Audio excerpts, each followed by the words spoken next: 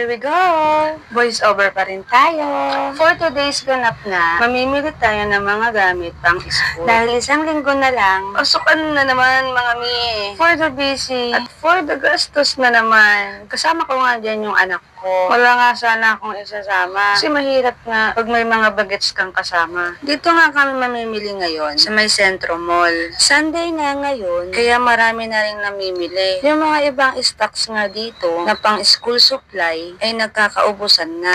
Excited nga itong anak ko, kaya siya na ang kumuha ng card. Hindi pa nga kami nakakapag-ikot at eto, may mga dinadampot na agad siya. Ang dami niya nga diyang tinuturo kasi ang gusto niya, tag-isa daw sila ng kapatid niya. Kinuha ko na nga lang dahil magagamit naman nila to. Hinahanap ko na nga kung saang part yung school supply. Oy, skip tayo dyan. Unang napuntahan na nga namin yung mga bags. Itong isa nga, ang gusto, yung may gulong. Gagawin lang naman sa sasakyan nilang magkapatid yun. At saka, wala tayong pambili niya, Noy. Sumunod ko na nga binili yung mga notebooks. 9 na notebooks nga ang kailangan niya. Hindi na nga rin ako nahirapan maghanap ng ibang bibilhing gamit niya. At buti nga't magkakatabi lang. Sabi ko nga sa anak ko dito, siya ang pumili ng mga ibang gagamitin niya. Tulad na nga ng mga pencil case. Siyempre, tingin-tingin din ng presyo. Dito pa nga lang, pagod na nga ang ante nyo. Hindi sa pamimili, kundi sa katuturo ng anak ko. Next na nga naming nadaanan, yung tubigan. Marami nang magaganda, marami ka ring pagpipilian. Pero syempre, doon tayo sa pasok sa budget mo. Dalawa na nga ang kinuha ko dyan, para-pareho silang meron. Malaki na rin kasi ang bunso ko. Kaya kung anong meron ng ate, meron din dapat siya. Kung hindi, hay nako, ako lang ang sasakit ng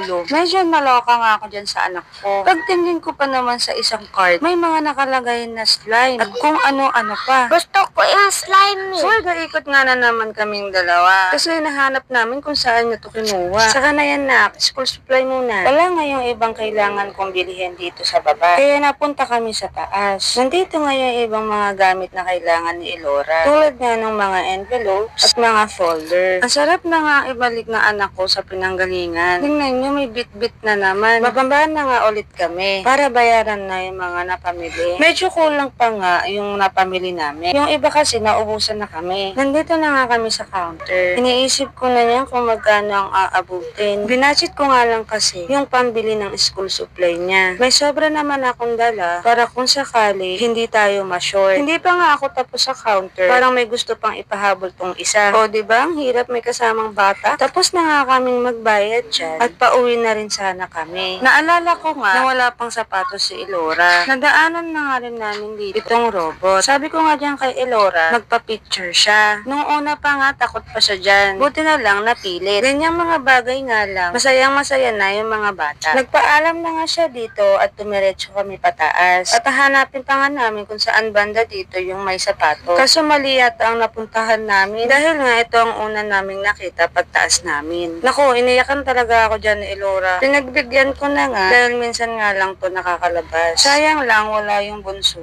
ko. Kaya sabi ko, babalik na lang kami. 5 pesos siya per token. At 6 token naman per 3 minutes. 6 minutes na nga dyan ang inabil ko. Para naman hindi mabitin si Elora. Siyempre pati ako. Nakakatuwa lang talaga na nakikita mong masaya yung anak mo. Yung mga bagay na hindi mo nararanasan dati, napaparanas mo ngayon sa anak mo. O diba, napadrama pa ang lola ninyo? Naikot-ikot nga lang kaming dalawa dyan. Tapos napansin ko yung elevator nila dito. O, syala. Malawak naman yung space na pinag-iikutan. Kaya masasabi mong sulit talaga. Mabilis nga lang natapos yung oras namin. 6 minutes lang naman kasi yon. Buti na nga lang hindi na humilit yung isa. Saka anong oras na rin kasi. Pagkatapos nga namin, mag-elevator na lang sana kami. Ang kaso, takot pala yung anak ko dito. Kakanood kasi ng horror movie. Pauwi na nga kami at anong oras na rin pala. Yung ibang gamit nga na hindi nabili, sa susunod na lang siguro. Pagod talaga ang ante nyo. Mamimili pa nga sana ako dyan ng paninda. Kaso kakapusin na sa oras. Marami pa kasi akong gagawin sa bahay. Tapos uuwi pa ng San Mateo dyan sila mama. Sila nga muna kasi ang pinagbantay ko sa tindahan, pati sa bunso ko. So hanggang dito na nga lang. Babu!